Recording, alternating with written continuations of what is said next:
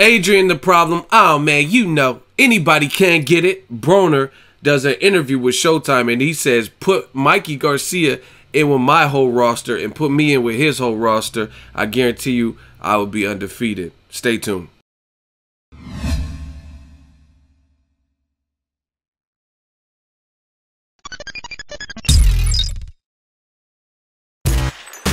Boxingego here. If you like this video, make sure you hit the like button and also subscribe to the channel and hit the bell icon on the top of your screen to get notified when the latest new content drops. What up, Fight World? It's your boy Ego and I'm back with some more boxing. Make sure you smash the like button, also subscribe to the channel for the latest and greatest. Woo! Boxing has a lot going on right now. Now, I just watched Showtime Sports. They're doing a great job.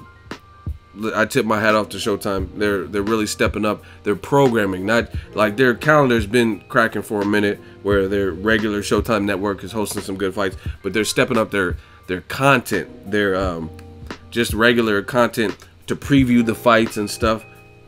And I'm loving it. They just did an interview with Brian Custer and Adrien Broner. Well, they just uploaded it. They did it. I'm sure they filmed it when he was at the press conference because they had the same outfit on.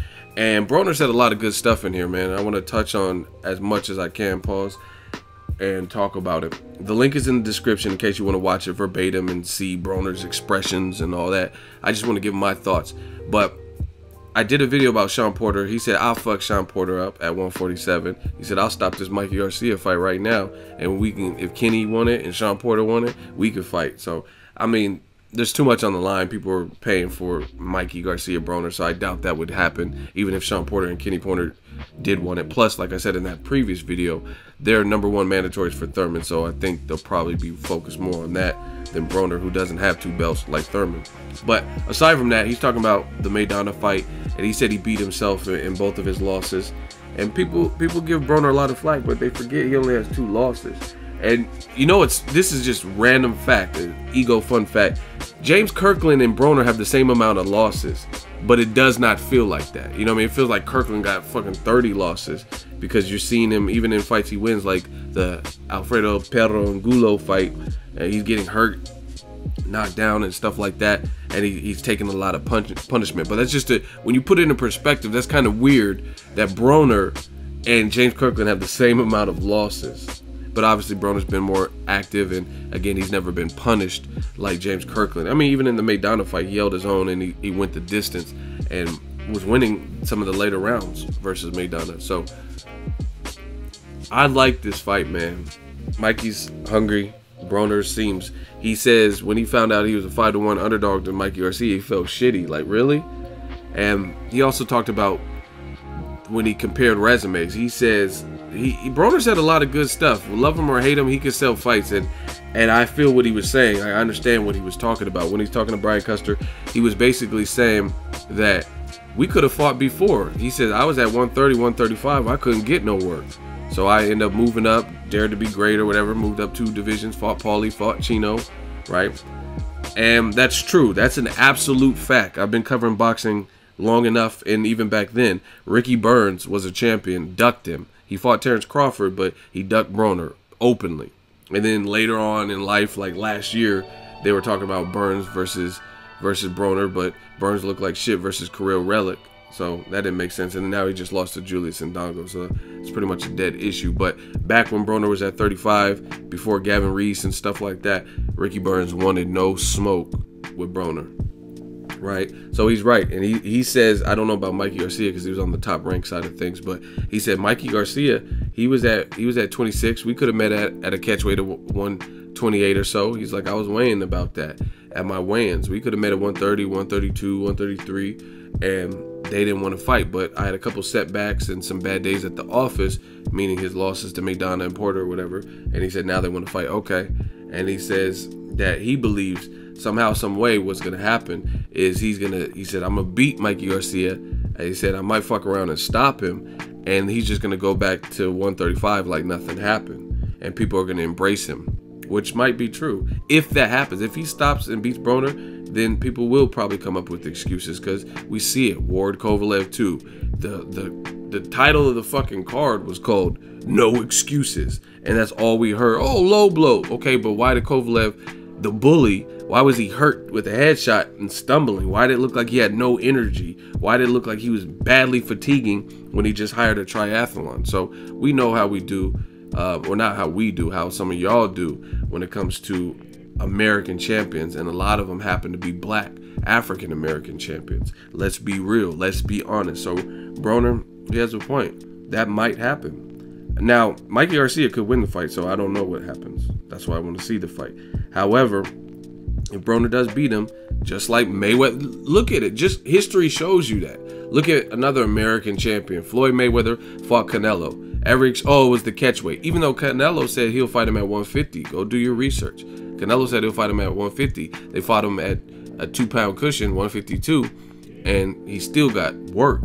And just because of catchweight, that doesn't mean you have to lose damn near every single round. Really, every single round, basically, right? And get dogged and look like you're in two different leagues. You know what I mean? That's Mayweather. That had nothing to do with the catchweight. Canelo, another thing is Canelo, it's not like he took a lot of abuse to that point, and even to this day, he's a good fighter. So catchweights usually hurt guys, or weight drops, when they're late in their career, or they've been in wars and stuff. Like maybe even Chad Dawson coming down for Ward, that probably hurt him more because he had wars with Pascal or B-Hop or something, or definitely Pacquiao versus De La Hoya. So y'all got to know your boxing. De La Hoya was in his 30s, been through several wars, had been stopped by Bernard Hopkins recently at a higher weight, and then he came all the way crashing down back to Pacquiao's division. Even though Pacquiao was moving up, he was still fresher because he was the guy who's powerful and moving up in weight. And De La Hoya had been through several wars. Julio Cesar Chavez 1 and 2. He had been in there with Floyd Mayweather. He had fought everybody. Fernando Vargas, Ricardo Mayorga. De La Hoya got a G resume, and he came crashing down. But Canelo, for this example, he was 23. His body was fresh, and he still got whooped. And they made excuses. Oh, he was too green. Oh, it's the catchweight. So they might do that if Broner does beat Mikey Garcia.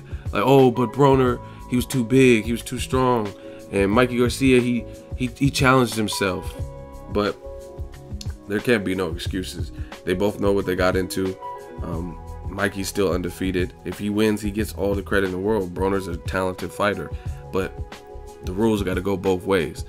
We're not doing these excuses. I told y'all it was going to be a bad year for some of y'all in January. Tell the truth. Tell the truth. If Broner beats Mikey Garcia fair and square, if he stops him, he gets all the credit in the world. Same thing with Mikey Garcia. If he stops Broner, if he beats him, he gets all the credit. It's not, if it's a fair contest, then that's it. We're not doing a bunch of excuses this year. Oh, but it was low blows. Oh, he was getting a second win. No, he wasn't. But Broner, he might have a point.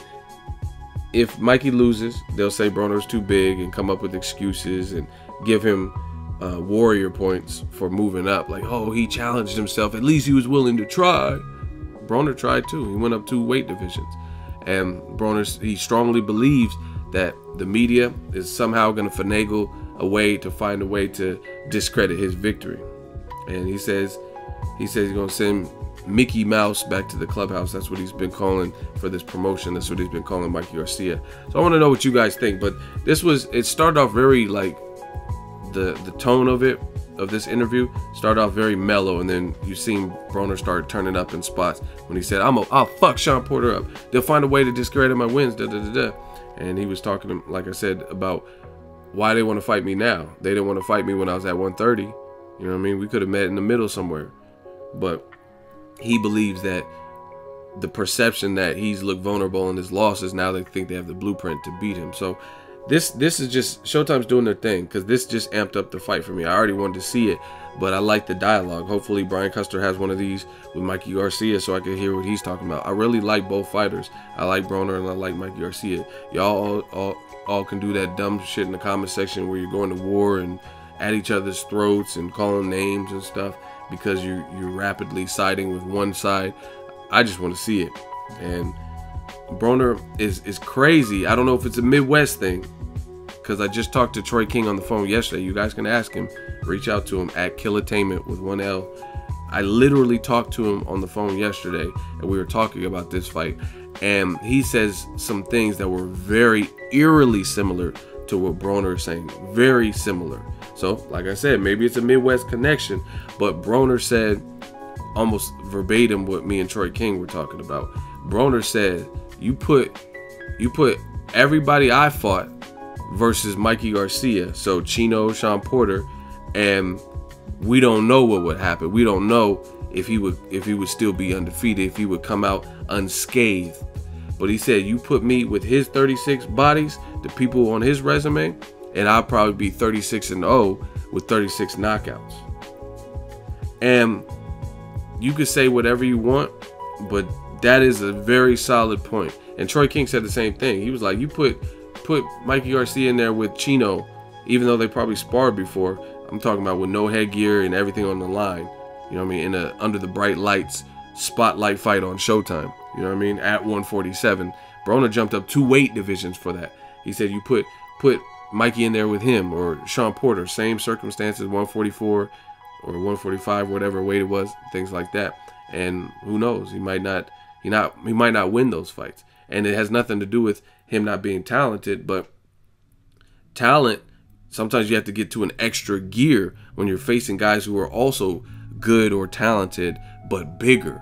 You know, I said the same thing. I really believe in weight matters. You know what I mean? Because I said the same thing to Lomachenko. Lomachenko's a dog. He's a beast. He's looking great at 130, but moving up 5 pounds to fuck with Mikey Garcia, I don't know. He could even end up getting stopped by Mikey Garcia. So, like I said, I call it fair. The work speaks for itself, and I really just feel weight is a huge concern. Just like Canelo versus Chavez, I thought that was going to really be a tough fight for Canelo, but Chavez is just too inconsistent, and he didn't go for broke.